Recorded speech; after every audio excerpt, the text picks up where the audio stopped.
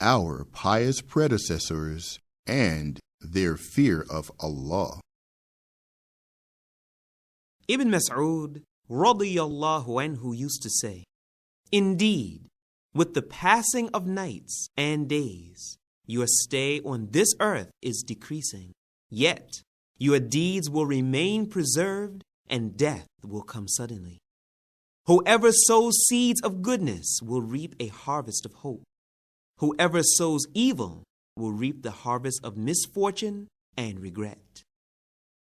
Indeed, each shall reap of that which he sows. The one who works slowly shall not be prevented from his share, and the one who works eagerly will not get more than is decreed for him," meaning referring to worldly pursuits. Any blessing that is received is from Allah, and any protection from evil is also from Allah.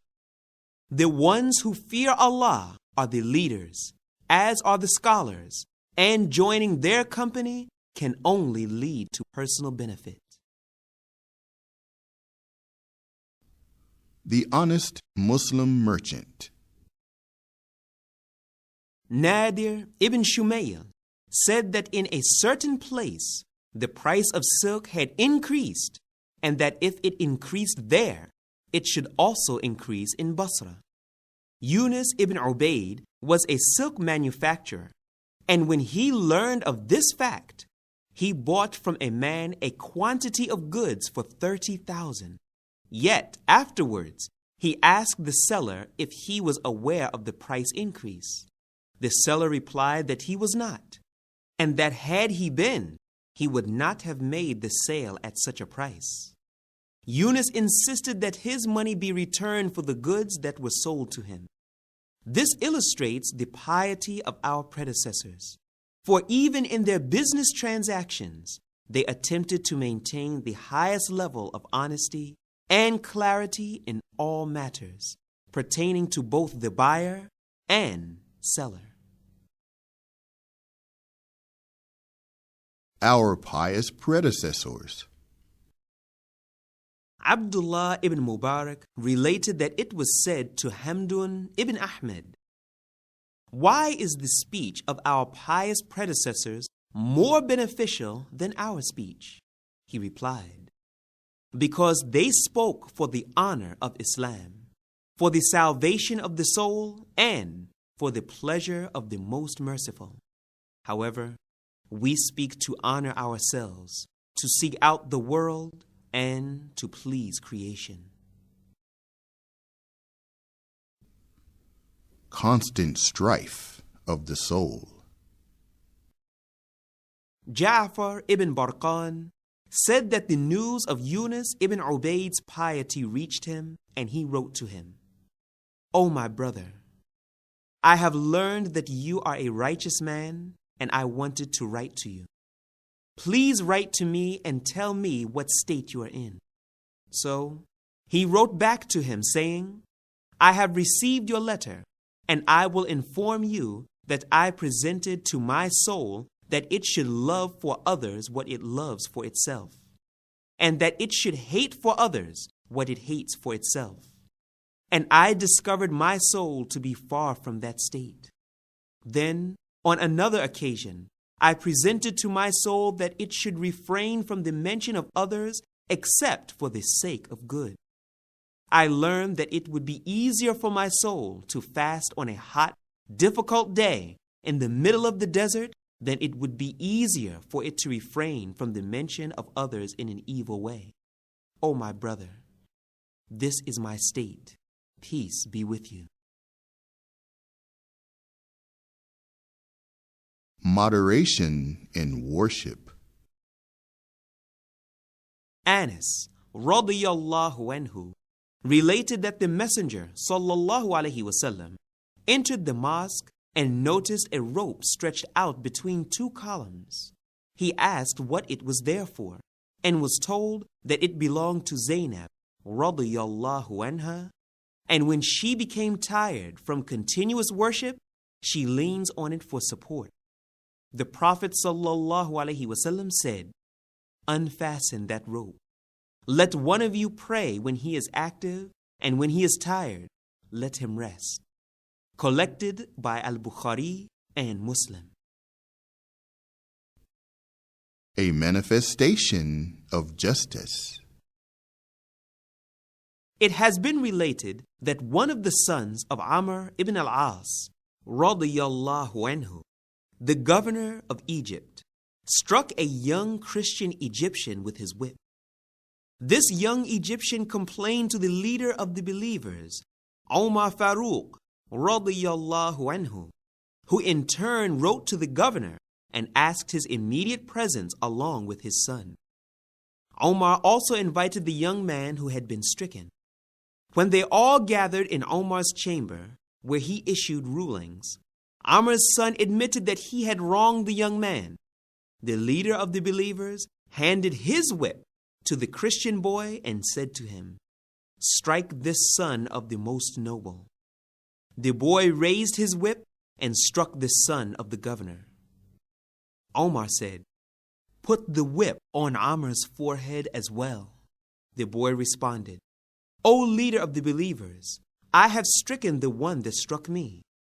Omar said, "By Allah, had you stricken him, I would not have prevented you, for this son of Amr only hit you under the authority of his father."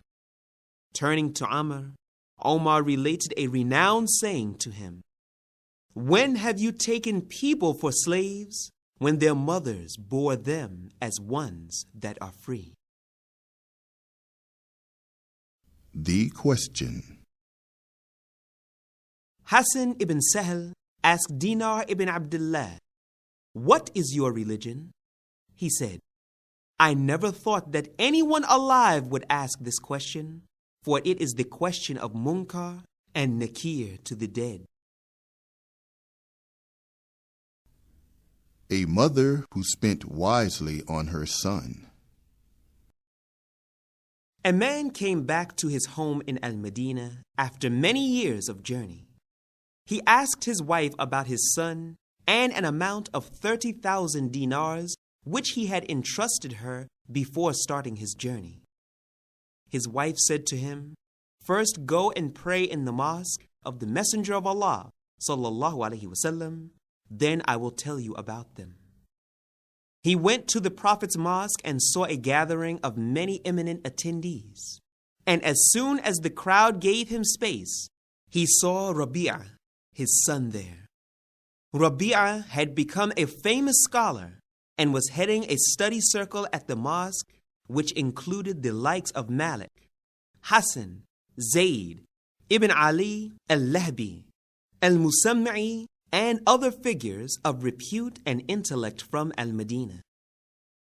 The father confirmed the scholar's identity with a man from the gathering and then left the crowd to return to his home. He said to his wife, "Indeed, Allah has elevated your son to an unparalleled level." His wife responded, "What is more beloved to you, 30,000 dinars or the status that your son has achieved?" He replied, "Certainly the ranking that my son has achieved." His wife continued to explain, "I have spent all of that wealth upon him." The father replied in a satisfied tone, "Indeed, you have not wasted it on him." The many guises of backbiting. Shaykh al-Islam Ibn Taymiyyah, rahimahullah, said that there are those from the people that backbite or listen to backbiting, and they do so to please the company they keep, with the awareness that the victim is likely to be innocent of some of the things that are uttered about him. Often, such offenders feel that if they were to attempt to end such conversation in a gathering, their presence might become unwelcome or burdensome. There are many methods and guises that are employed when one mentions another in a negative way. Under the pretense of being informative, one could say that it is not one's habit to mention others except for the sake of relating another's condition to someone. Or one could state that by Allah, indeed, so-and-so is one to be pitied, thereby showing superiority over one who is to be rejected. Another method might be to say that so-and-so is a good person, however, he has such and such qualities. Again, one is justified in revealing another's faults. One could also simply state that we should forget so-and-so and make supplication for their forgiveness as well as our own, intending only to belittle the one that was mentioned. In reality, all these tactics are designed to try to deceive Allah, the Exalted, and to please the creation. And in reality, the many that follow these methods only serve to deceive themselves. Then, there are those that backbite to raise their own status. When they hear of someone's error, they employ words like, "Had I prayed for so-and-so last night in my prayer, the news of their sin would not have reached my ears." Again, when a person states of another that he lacks understanding in a matter, the implication is personal superiority for the one that mentions the other's shortcoming.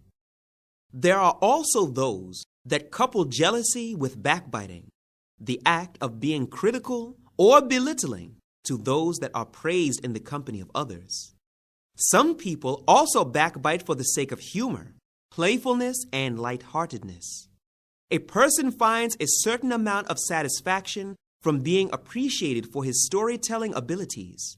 Speaking ill of someone in a humorous fashion adds flavor to a tale.